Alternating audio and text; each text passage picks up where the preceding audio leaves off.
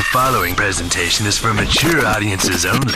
Who are you? He's a fine man. All hell is broken loose. He's a great broadcaster. He's a very powerful guy. Absolutely brilliant. Feared by men, adored by women. He's a smart boy. It's patriotic. It's no big deal. It's the end of the world. I might as well tell you now. He's a monkey.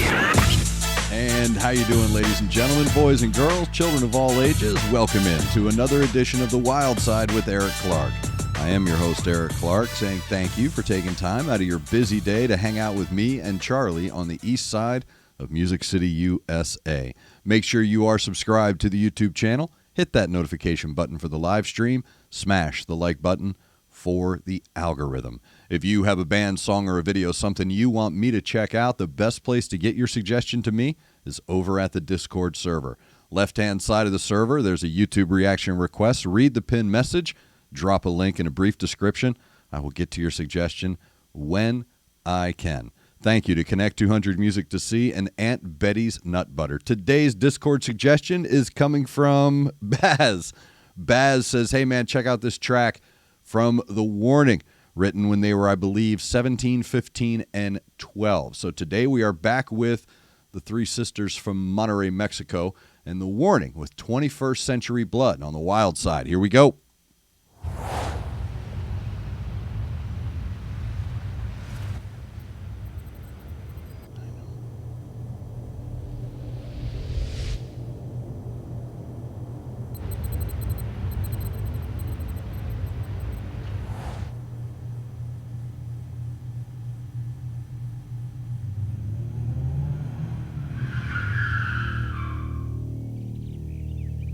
Put the phone down. How many times do I got to yell at you people?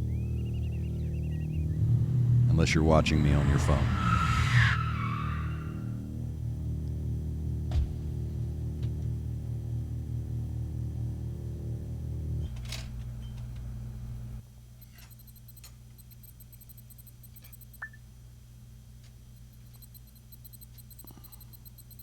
Got to go full screen. There we go. Sorry.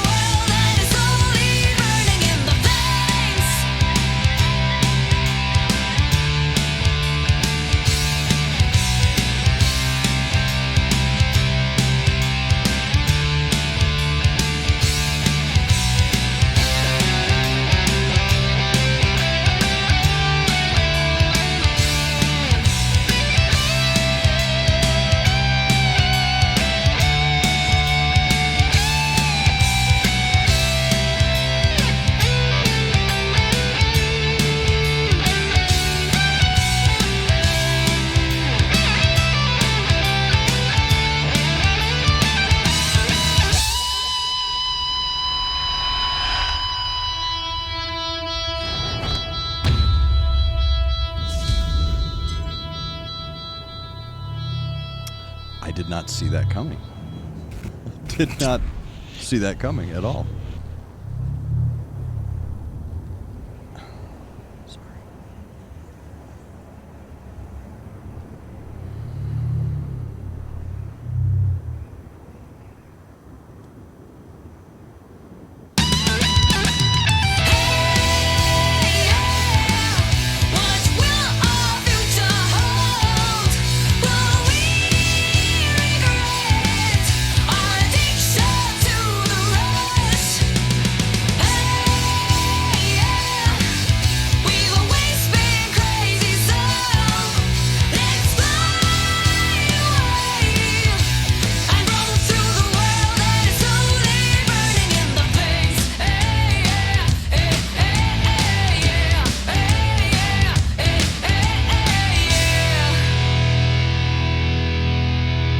As suggested by Baz over on Discord, that is The Warning with 21st Century Blood. You know, man, first off, great rock song.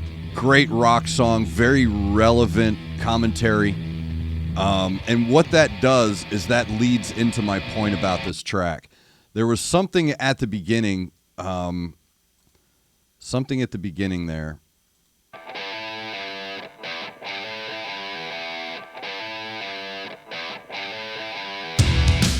So when I hear that, I automatically think I know this. And this is what The Warning is so good about.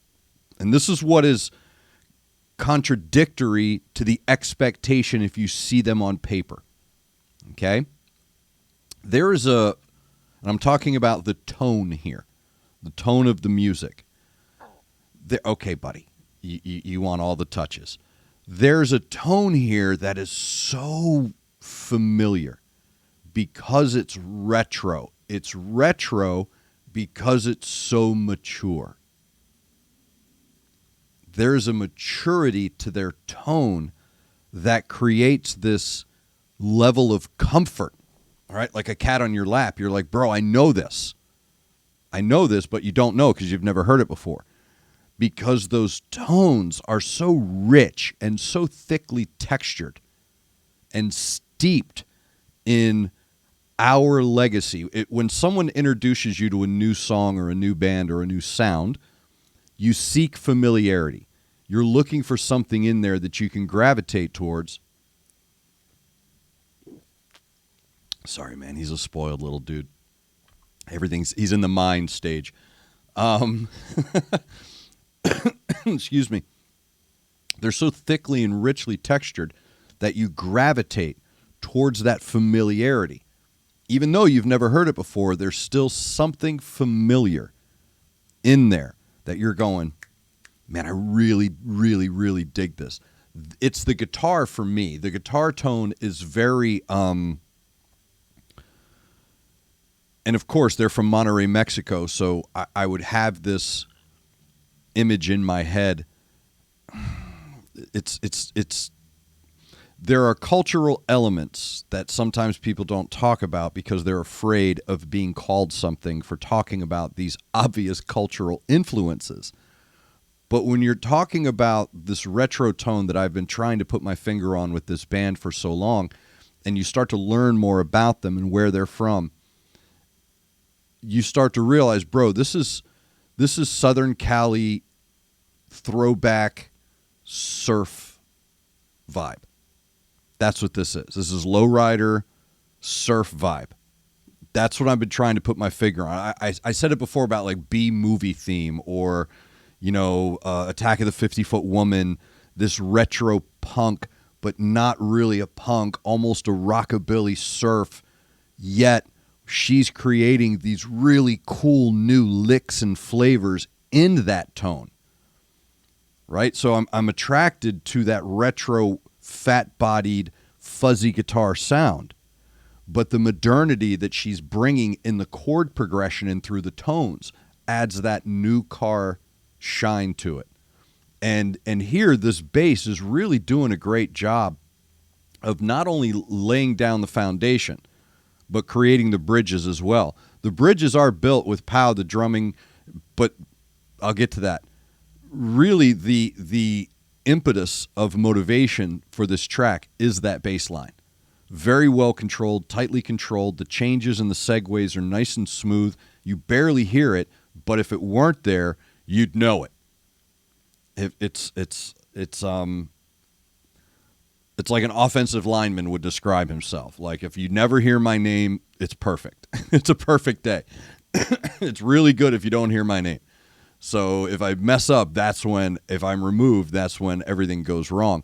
So really the linchpin of the momentum of this track is that bass line. Even though the drumming, Pow's drumming, is building bridges with her sister and that bass playing, Pow's drumming at a different...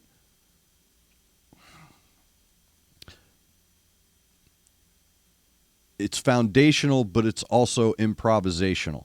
Look, man, she hits those drums like those drums did something to her dog. That's all I'm going to say about that. And even though there's a ferocity and there's a vengeance in the playing style, you hear that. You hear that in how she's striking those drums. There's also a technical control to it that lends to the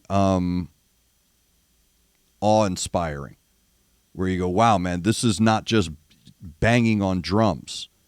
This is drumming. This is a clinic here. Because these changes and fills and these rolls are super quick. They're super quick because the pace of the song is quick. So she's changing quickly while also adding her own little throws. And I got to tell you something. Her drum kit, the way she plays these drums, it sounds like there's way more drums in that drum kit than there are. I mean, it really does. She expands the sound of her equipment so well that you would swear on everything covered in fur that there were 15 more drums in that kit. Nope. But she even knows how to play the outside of the skin to create the different sound than the inside of the skin on the tom. You know, how to lay that stick down and hit that tap, and where to hit that cymbal in different places to get these different sounds to create that expansion of layer. So again, you know, there's reasons why she's won awards and seen as the top of her game. Very well constructed song. Really good forward moving rock song. I don't put any other label on it. That's just a straight up rock song. Even more impressive that a tone that mature and that historic is coming from such a young group of people who are not, by the way. I don't want anyone to think that they were just taught these songs and mimicked these sounds. That's not it. That is not it at all. These classic and retro tones that I talk about are merely the inspiration. The modernity that they're putting on all of this influence is what's making them stand out. So yes, they are containing these predicted elements in this track that make them appealing. But they're also, I don't like saying making it their own because it has this Paula Abdul vibe. But the way that they're creating their own sounds, being influenced by them, is what is to be admired. And what is to be, like I said, it just puts you in awe. Like, oh, wow, dude, that's a lot of sound. That is a lot of tone coming out of these young ladies. And it's gleefully unexpected. So thank you very much, Baz, for that suggestion, the warning, 21st Century Blood. If you have a suggestion, like Baz, get over to the Discord server, left-hand side, YouTube reaction requests. Drop a link, a brief description. I will get to your suggestion when I can. I got a couple of them. Thank you to Connect 200 Music to See and Aunt Betty's Nut Butter. You know, I don't know what it is about cats. They have to show you that every time. Thank you to all of you for taking time out of your day to hang out with us on the east side of Music City, USA. Make sure you're looking out for each other. Make sure you're looking out for your neighbor. Try to do at least one good thing a day. I am Eric Clark. This is Charlie, and this has been The Wyldeside.